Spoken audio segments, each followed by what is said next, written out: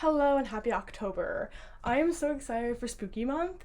I have like 3 reading vlogs planned and we'll see if I get to all of them, but I'm aiming high. As you may have noticed, the background's a little bit different and that's because I've moved. I literally just moved like yesterday, so I don't have any decor up other than this terrible painting I did because I moved back into my dad's, and so I'm in my old room and everything's crazy.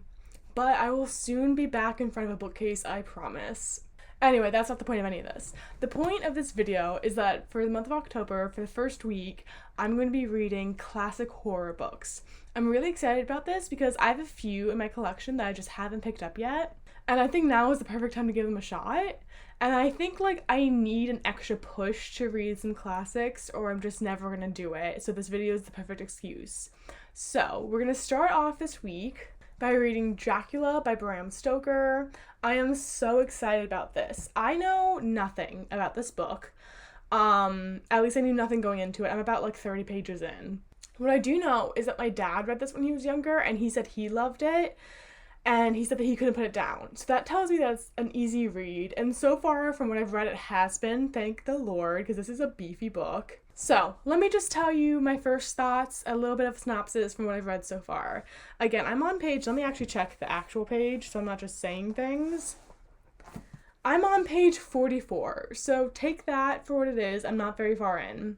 But so far, this book is following a solicitor from England who travels to Transylvania to meet this Count Dracula. He has secured Dracula buying like a home in London, so he's there to kind of like finalize that and just to do whatever he needs to do. I don't know what a solicitor does, I'm gonna be honest. I don't know what that is. I probably should. I think it's connected to law. Let's avoid that. Let's just pretend that didn't happen. Anyway, so he gets to Transylvania and everyone like knows where he's going and they're all like making the sign of like the cross and they're like warding off evil and they're giving him rosaries and things to try to keep him safe, and he's like, what the hell is wrong with all these people? And then he finally gets to Count Dracula's castle, and that's where I'm at right now. There's kind of like no one around in the castle other than Dracula himself. He hasn't seen any servants. He hasn't seen any sign of life. And then he starts noticing some odd things about Dracula. For instance, there's no mirrors in the home, and he brought his own like little shaving glass. And one time when he's shaving, Dracula walks into the room and he notices that he can't see Dracula in the glass. Or another thing happened where the castle is on top of this like huge cliff. So the side of the castle, like if you look out the window, it just drops down like thousands and thousands of feet. And one day he sees Dracula climbing down the wall like a little lizard. And that's where I'm at right now. So he's just starting to get scared. He's just starting to have like actual fears around Dracula and he wants to get out, but he finds that he's imprisoned because all the doors are locked. He has no idea how he even got to the castle, so he has no idea how to get out. So far, I'm really enjoying this. I'm so much in the beginning. Like, I've barely read any of this. But it's really, really easy to read, which I was shocked by because I thought, I have a certain assumption when I go into classics that I'm going to have a more difficult time, that's going to take me a bit longer to read them, which I think is fairly common with people. I think a lot of people feel that way. But this one, I had to like look up what year it was written because I was very shocked that I found it so accessible. So it's boding well so far, and I'm excited to keep reading, and I'll update you when I'm a little bit further in. See ya! Hello! The background still has not changed, and yes, it is still bothering me. Anyway, I'm about 156 pages into Dracula right now, and so I just wanted to give a bit of an update. Basically, the entire plot has changed at this point. So like I said in the beginning, you're following that solicitor who goes to Dracula's castle, but you're actually following him like through his diary that he's writing, and at one point it cuts off like fairly early in the book, considering how long this book is. And then it switches to the perspective of his fiancée, who's living in England, and strange things start happening. Namely, she's like staying with her friend Lucy, and Lucy starts sleepwalking, and then she starts acting weirdly and like getting very sick. And that's all I'll say, because I feel like anything else would be a little bit too much. Overall, I am actually really enjoying this. Like I said before, it's much more readable than I thought it was going to be. And it's actually more interesting than I thought it would be too. I really didn't know what to expect going into this because I knew that Dracula was like the OG vampire, right? But I didn't know anything about this story. Not at all. So it's kind of been fun to like go into it and experience like this classic story. It's also just really interesting because you're getting so many different perspectives, if that makes sense.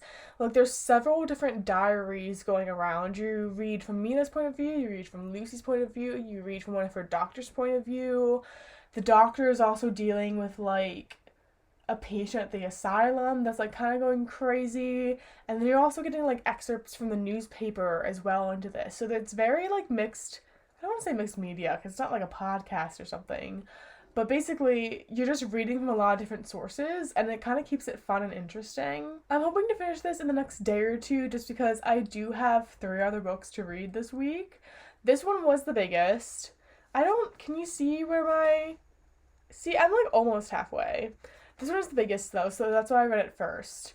I'm realizing that I haven't even mentioned the other books that I'm going to be reading this vlog, but I guess I'll just let you find out as it goes on. So anyway, yeah, I'm not getting like 5-star energy out of this, but I'm definitely getting like 3 or 4-star energy, so that's great. I'm having a fun time. And that's it. In news, I just got the new bookshelf delivered, so I'm going to have to assemble it, which I don't even know how I'm going to do because I wish I could show you my room right now, but I'm too embarrassed to. Like, I cannot walk through my room. My cat was having trouble like getting to the door, which I feel like says a lot. So I'm gonna have to make some space in here, and then I can set up my bookshelf, and maybe for the next update I'll be filming in front of my bookshelf. Wouldn't that be nice? It's probably not gonna happen, but it's nice to think about. Anyway, I'll update you once I'm done with Dracula, and I'll see you then. See ya! First off, I want to say I'm so sorry if you can hear my dad mowing the lawn. I'm having issues with my microphone, and I don't know how to fix it. Anyway, I have just finished Dracula, so let's talk a little bit about it. Like I said in the beginning, I haven't heard anything about the plot of this book, like before reading it. I've never heard anything about the plot. So I went into this pretty blind, not knowing what to expect, and I was pleasantly surprised. Like I said before, the writing was accessible. It often felt like I was reading a modern novel. And I'm always like a little bit nervous going into a classic because I don't know if I'm gonna like be able to read it easily, or if I don't know if I'll be able to pick up on the themes. But again, like I said, this book was a really easy read, very accessible. And I picked up on the theme of like colonialism and reverse colonialism pretty quickly. And I had to say, its discussion of that was really interesting. That said, the latter half of the book was so boring. It felt like it kept leading up to action and then nothing would happen and we just have to wait again. And that just kept happening over and over and over to the point where I was just desperate for something to happen. And then the very last scene, which is like the last page also, it just felt very lackluster and anticlimactic. Also, I want to say that the characters didn't feel very fleshed out, like especially the men in this book. I feel like they all could have been replaced by one another and you wouldn't have noticed. They were just very flat. And the women weren't much better either. Like, I will say I appreciate that the woman had like a bigger role in one of these novels, considering the time period and the fact that like a man was writing it. But they were just like these pure, perfect, saintly little girls. Well, not little girls, they were women, but you know what I mean. That's how they treated them. And I do rate books off of personal enjoyment, so these small complaints are, well, I'm just going to give this a 3.5, nothing higher. I do think it's a pretty solid classic, though, and I would recommend reading it. Just, you gotta be patient. It's going to be a little bit boring. So maybe you read it while you're reading something else, and maybe that will help. So anyway, I feel like I'm rushing. I need to do something after this. I'm so sorry. Now I'm going to pick up The Haunting of Hill House by Shirley Jackson. This is another book I know nothing about. I did actually watch the TV show on Netflix oh my god, I can't speak. I watched the TV show that adapted this book on Netflix, and I remember really loving it, but that was years ago, and I barely remember it, and I've heard that it's different from the book, so I'm really excited to get into this. It's a short one, so I'm hoping it doesn't take me too long to read, because I'm running behind on this little vlog. But anyway, I will catch up with you once I can explain to you what this book is about. See ya! Hi guys! I'm on page 50 of The Haunting of Hill House. So let's talk a little bit about it. I'm like a third of the way through. This is a very tiny book. So essentially, there's this occult scholar who's searching for paranormal like activity at Hill House so that he can write about it in a paper. And so he's invited certain people to come and stay at the house with him for 3 months. Hill House is well known as being a super haunted, super scary place. The whole like community outside of it avoids it and will tell you horror stories. There's two people who take care of it, but they refuse to be there after dark. It's a big spooky place, and he wants to find some paranormal activity there. So like I said, he invites a bunch of people to come and stay with him. Only 2 people respond, plus one of the people that stays there is also a member of the family that owns the house. So where I'm at right now, everyone has just arrived. We've met our main characters. I think it's like Dr. Montague. Yeah, Dr. Montague is like the academic. Then we have Eleanor and Theodora, and then we have Luke. We're mainly following from Eleanor's point of view, but she got to the house first. It was super creepy. She hates it there already, is essentially the gist. And that's pretty much all that's happened. Like I said, I'm only 50 pages in. I will say that I'm really enjoying it. I'm loving this writing style, like, so much. It's the kind of writing style where, like, every now and then you just have to pause and, like, really appreciate the way that she worded things. And I'm loving the spooky atmosphere of the house, and I just can't wait for, like, some paranormal haunted shit to start happening. So there you go. This is a quick little check-in, but that's all I have to say for right now, and I'll see you when I finish the book. Goodbye.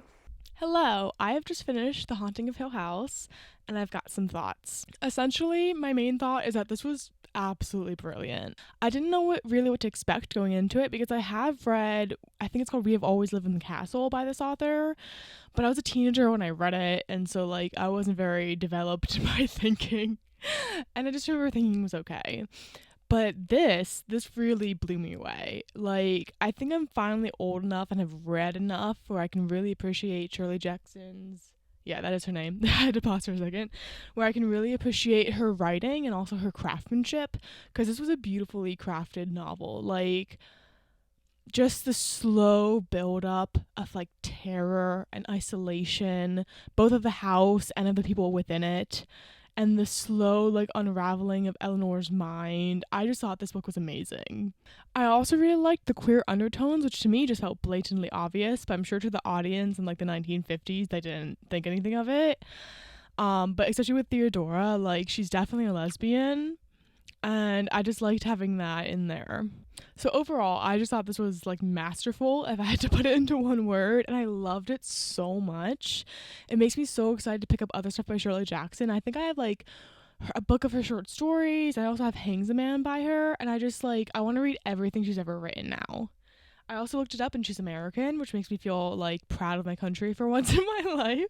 Like, we can claim her. That's great. So anyway, I gave this book 5 stars, and I think, like, I just don't have much to say because I like it so much. I always find myself, like, when I'm trying to talk about the books that I loved, I don't have as much to say as when I talk about the books that I didn't like. I don't know why. It's just harder for me to put into words. But I really recommend this one. It's very different than the TV show. It does make me want to rewatch the TV show, though, just to, like, kind of experience some of this atmosphere again. But again, like, basically a completely different story. So highly recommend. And now I didn't bring the book out. Where is it? And now I'm going to be moving on to Frankenstein by Mary Shelley. I am so excited about this one. I mean, I'm a little bit anxious because I feel like this one's going to be harder to read and maybe less accessible than The Haunting of Hill House for sure, just because it's an older classic. But I've heard so many great things about this book and about Mary Shelley in general. I have no idea what it's about. Like, I know that Frankenstein's like a monster that's created by this man, but other than that, I have no idea what happens in this book, so I'm going into it pretty blind. And yeah, I'm going to start reading, and I'll catch up with you once I have something to say about it. See ya! Hello, I'm back. I'm about 80 pages into Frankenstein right now, and it seems silly to, like, summarize it all because it's just obvious what has happened, but I'll give it a shot. Essentially, you're following the story of this man named Frankenstein, who's this doctor. He creates this man. He, like, his goal is to create life where, like, no life has existed before. So he creates this man and, like, gives him life.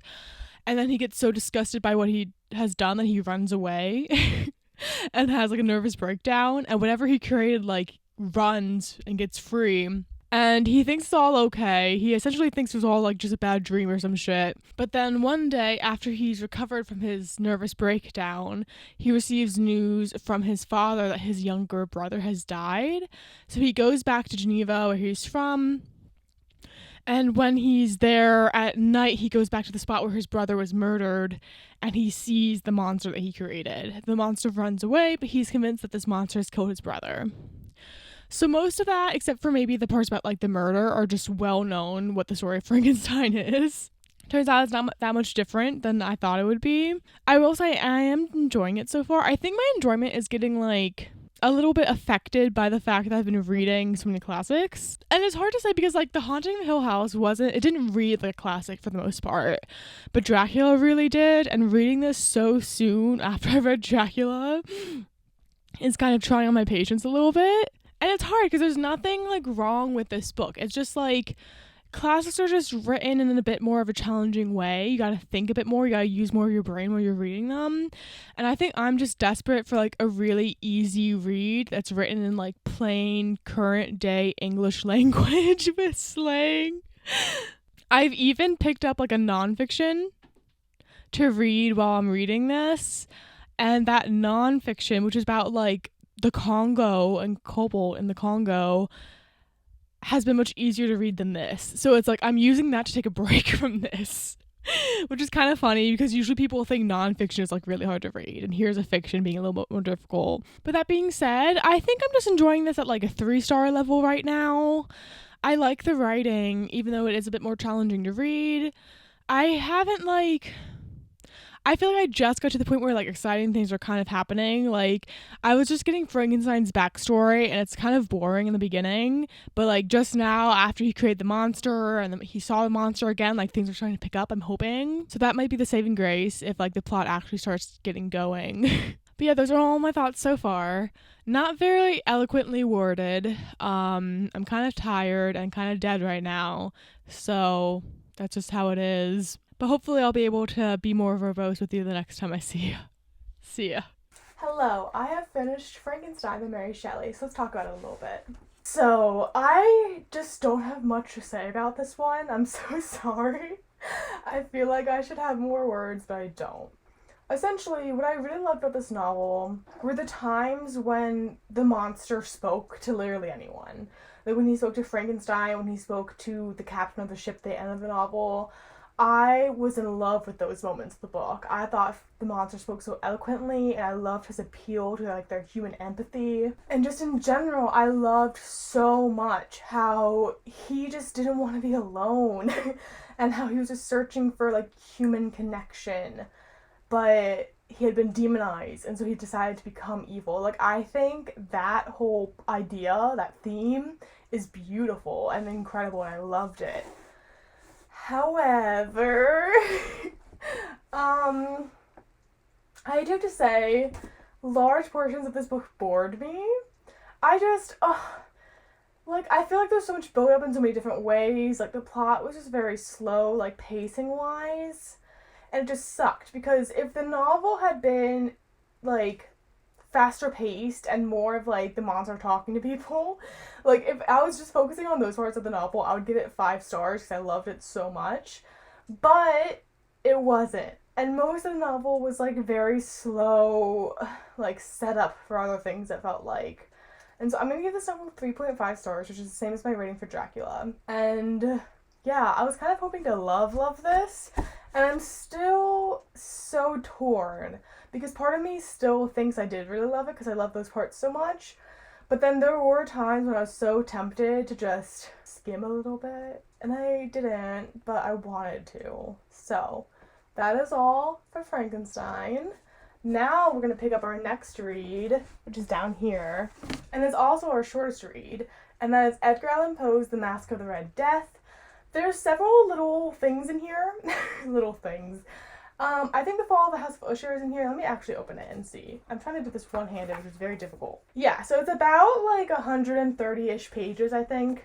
It has Masque of the Red Death, The Fall of the House of Usher, The Black Cat, Ligeia, The Cask of I don't know, I can't say any of this shit. I'm embarrassing myself.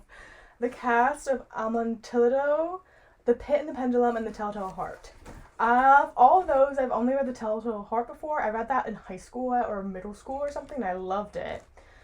But I just feel like it's spooky season, and I have to read some Edgar Allan Poe, especially because I had this really cute little edition. because I'm obsessed with the Penguin cloth bounds. So I don't think this will take me too long to read. I'm hoping I can update you by tonight. But yeah, that's all for right now, and I will see you soon after I finish reading this, because I'm not going to bother to summarize 6 little things. There you go. See ya. Okay, everyone, it's the next day, and I've officially finished The Mask of the Red Death by Edgar Allan Poe. And I just, like, I don't have much to say, and it's because it's a short story collection. There's just something wrong with me where when it comes to short stories, I'm just left, like, without any thoughts, without any critiques, without, like, anything. So, I will say I gave this book 3 stars. I do enjoy Edgar Allan Poe. I enjoy his writing and how, like, creepy and spooky he is, but it's still short stories, so it's still not, like, something that really grips me. I just have a hard time connecting to them versus connecting to, like, a novel. I do think it's still worth reading, especially if you're someone who can do short stories. And my favorite story in here was A Telltale Heart, which is obviously a classic, but I loved it. And yeah, that's really all I have to say. I'm so sorry. I wish I had more words for you, but I don't. So, that concludes this video. Thank you for sticking with me as I read all these classic books. I am personally so excited to get back to, like, a contemporary novel that I can, like, read easily and not have to think too much about. Which may say something about me and how lazy I am and how stupid I am. I did have a really fun time doing this though, and I think I should do something like this again because it was just great to get some classics off of my TBR. I just personally never really reach for them, even though I do want to read them and I do end up enjoying them when I do. Maybe just not like 4 in a row next time, but I think that this has definitely convinced me that classics are worth picking up. Even though I knew that before, but it's convinced me to, like, be a little bit better about picking them up. So that is all for this video. Thank you so much for watching. Let me know what your thoughts on these books are down below. Let me know what other spooky videos you want me to make this month. Just comment anything. I'll be here. I'll respond. Thank you for watching, and I'll see you soon with another video. Goodbye!